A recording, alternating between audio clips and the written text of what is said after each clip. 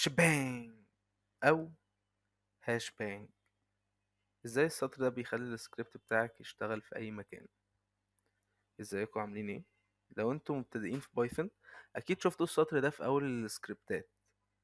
السطر ده يعني ايه بيظهر كتير ليه؟ ده اللي هنشرحه في الفيديو ده عشان بعد كده لما تشوف السطر ده تبقى فاهم هو بيعمل ايه. طيب، هنقسم السطر دوت لجزئين. اول جزء اللي بيبقى مكتوب فيه يوزر بن env او environment. السطر ده مش مخصص لبايثون بس، ده بيساعدنا نحدد الطريق اللي هنشغل بيه السكريبت. يعني لو جربنا نشغله على اكتر من جهاز او نظام تشغيل زي لينكس، ماك، ويندوز، السطر ده هيخلي السكريبت يشتغل اوتوماتيك. لو شلت السطر ده ممكن تلاقي مشاكل في تشغيل السكريبت على أجهزة تانية.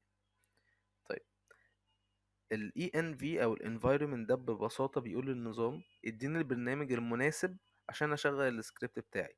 في حالتنا هنا بنقول له ايه؟ خد البايثون الإصدار التالت. طيب، ليه بنكتب بايثون 3؟ عشان بايثون 3 بالذات هو آخر إصدار والأكثر استخداما دلوقتي.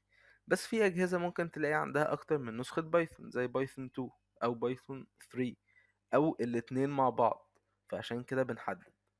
فلو حطينا يوزر بن ان بايثون 3 في بداية السكريبت، النظام هيشغل السكريبت باستخدام الإصدار الثالث حتى لو في أكتر من إصدار موجود على الجهاز. فمن الآخر أهمية السطر ده إن هو بيخلي السكريبت بتاعك بورتبل، يعني ممكن يشتغل في أي مكان على أي جهاز من غير ما يكون في مشاكل، لأن بيشتغل بنفس النسخة اللي أنت كتبت السكريبت بيها. بس هو ده الموضوع بكل بساطة من غير تعقيد. أشوفكم الفيديو اللي جاي. سلام.